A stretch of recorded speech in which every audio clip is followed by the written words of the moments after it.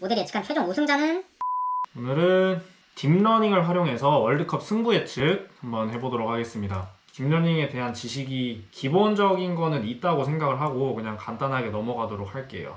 이 동영상에 좋아요 100개가 넘어가면 이 코드를 바탕으로 딥러닝의 기초 지식들 깔쌈하게 정리해서 영상 올리도록 하겠습니다. 일단은 승부 예측을 하기 위해서는 데이터가 필요하죠. 여기 제가 캐그를 찾아보니까 아주 좋은 데이터 셋이 두 개가 있었어요. 일단 첫 번째로는 피파 랭킹, 우리가 흔히 말하는 피파 랭킹 92년부터 2022년까지 피파 랭킹들을 쭉 모아놓은 데이터입니다. 이 데이터셋도 있습니다. 1872년부터 2022년까지 국가대표 A매치 경기들에 대한 결과들을 쭉 나열해놨습니다. 콜앱 가상환경에 업로드를 하고 랭킹 데이터를 업로드했고 A매치 경기 리절트에서 결과들을 나타내는 CSV 파일만 또 같이 업로드하겠습니다. 두 개의 데이터만을 가지고 딥러닝을 시켜가지고 한창 진행 중인 2022년 카타르 월드컵의 승부 예측을 한번 해보도록 하겠습니다. 11월 24일 오후 6시 49분을 지나고 있고 오늘 밤 10시에 한국과 우루과이의 경기가 있습니다.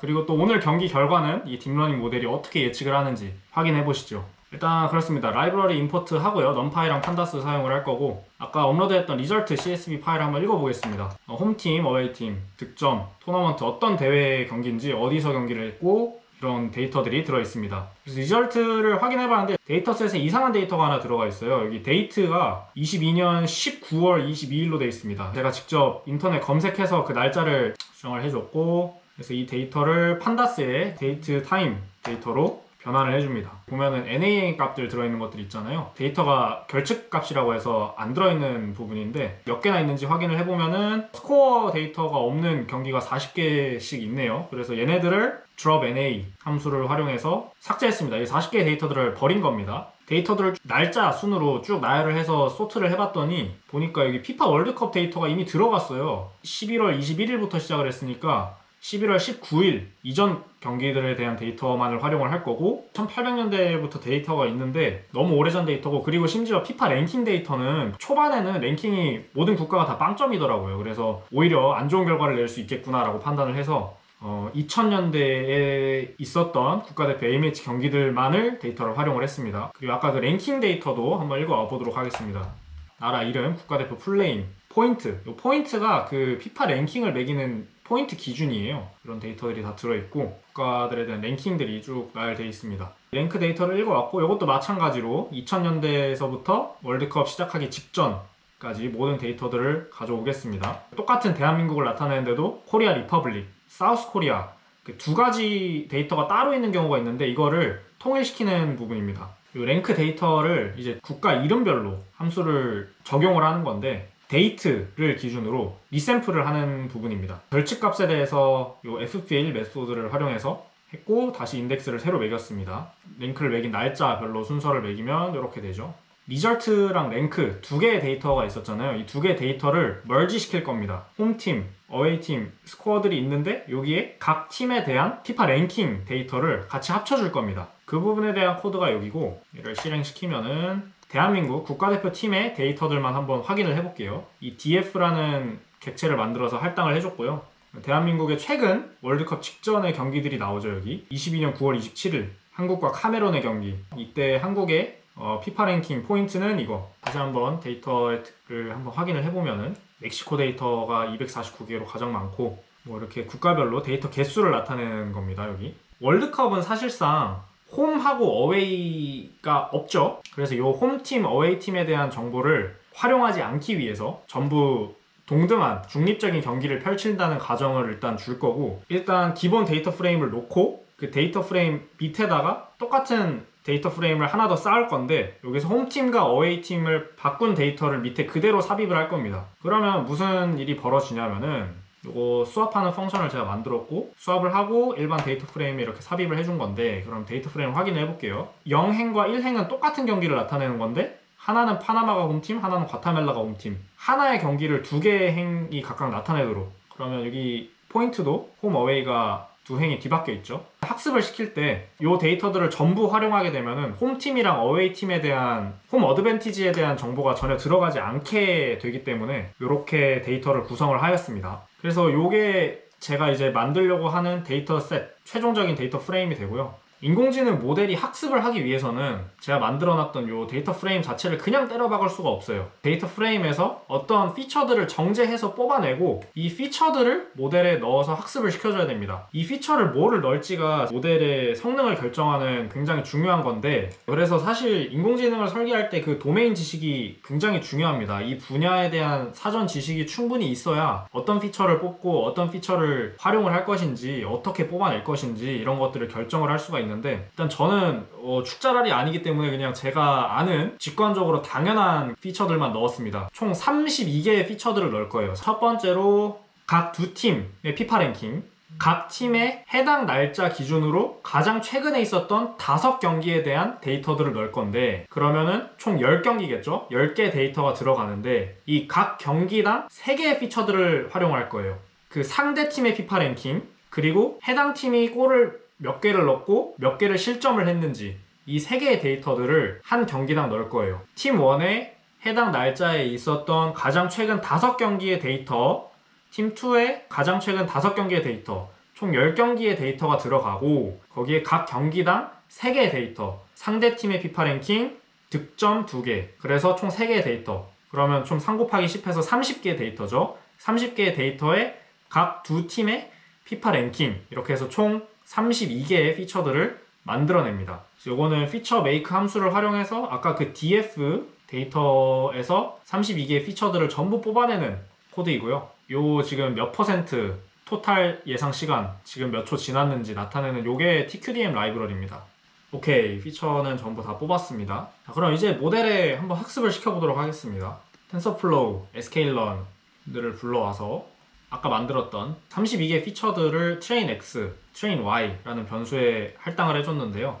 trainX는 그 32개 피처들에 대한 정보를 담은 변수이고, trainY는 그 경기 결과, 승, 무, 패에 대한 결과를 담은 변수입니다. 그래서 이 trainX, trainY를 numpy array로 변경을 해주고, 이 train test split 함수를 활용해서 트레인 데이터와 밸리데이션 데이터로 나눴고요. 32개 데이터 들어가서 이렇게 노드들 128개, 64, 32개 해서 요 드롭아웃 레이어까지 해서 이것도 설명 생략하겠습니다. 마지막 노드가 총 3개의 노드가 나오는데, 요 소프트맥스 함수를 최종 액티베이션 함수로 활용을 했기 때문에 이 3개의 노드 총 합이 숫자 1이 되게 됩니다. 그리고 여기 첫 번째 노드 값이 가장 크다 그러면은 첫 번째 팀이 승리한 거, 마지막이 가장 크다, 두 번째 팀이 승리한 거, 가운데가 가장 크다, 그럼 무승부를 모델이 예측을 하는 겁니다. 방금 말씀드린 거를 기준으로 여기 그 train y 값을 제가 여기서 할당을 했습니다. 다 이렇게 해서 모델을 학습을 시킵니다. 모델이 이렇게 구성되는 걸 서머리를 한번 해주고요.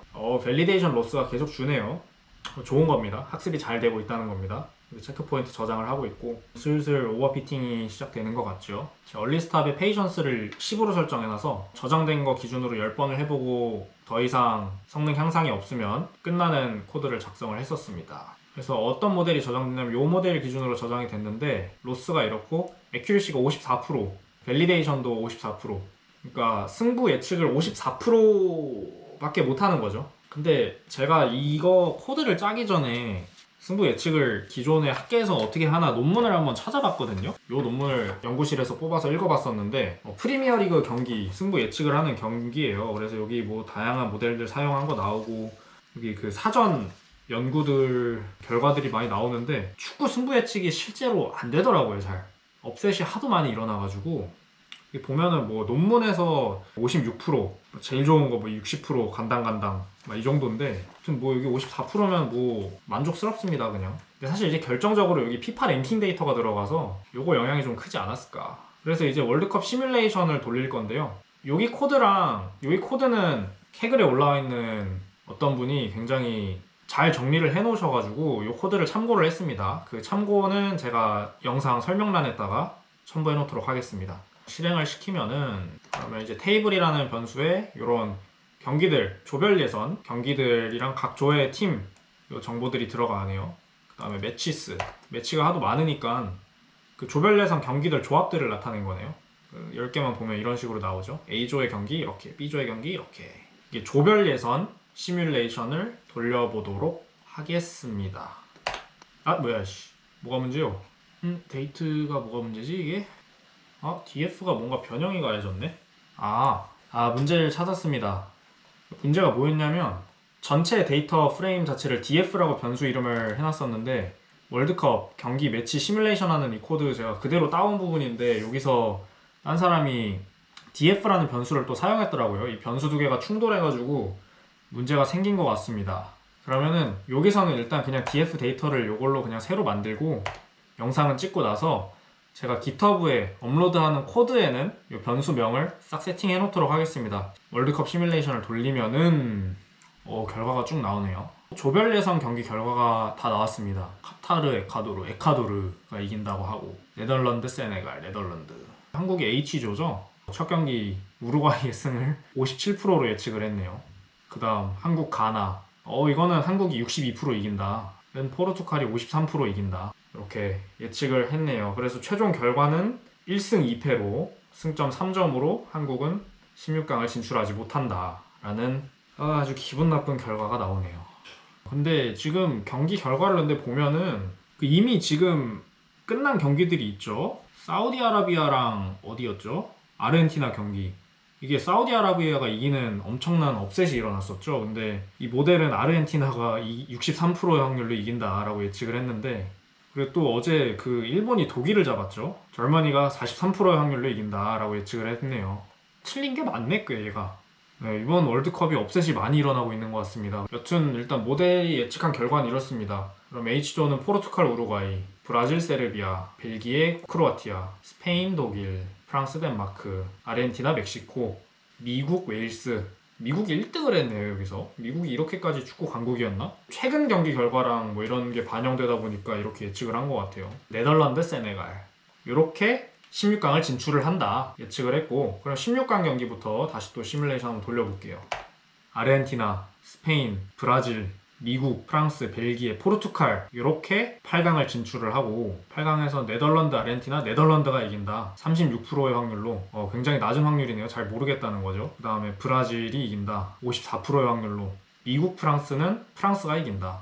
벨기에, 포르투갈은 포르투갈. 4강 보면은 브라질, 네덜란드, 브라질이 이긴다. 프랑스, 포르투갈이 이긴다. 이렇게 예측을 했고, 그러면 결승에 브라질하고 포르투갈이 올라가네요.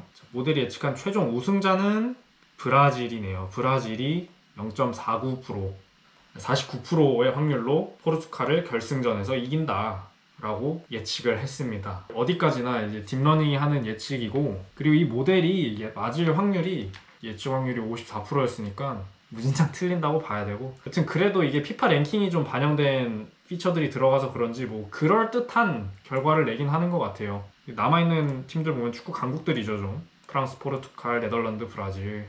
근데 독일을 일찍 떨어뜨리긴 하네요. 독일이 누구한테 졌냐? 독일이 벨기에한테 진다고 예측을 해놨네요. 최근 경기 전적이 좀 안 좋았었나 봐요. 딥러닝으로 카타르 월드컵을 예측을 해봤는데 최종 우승자는 브라질이라고 예측을 했고, 뭐 그럴듯한 결과를 잘 내긴 하는 것 같습니다. 근데 어디까지나 월드컵 단판 아니겠습니까? 그러니까 굉장히 업셋이 많이 일어나고 또 알 수 없죠. 정말 알 수 없는 변수들이 너무 많기 때문에 이렇게 딥러닝으로 쉽게 예측을 할 수는 없습니다. 그렇기 때문에 응원을 해야 하지 않겠습니까? 오늘 영상은 여기서 마무리하도록 하겠습니다.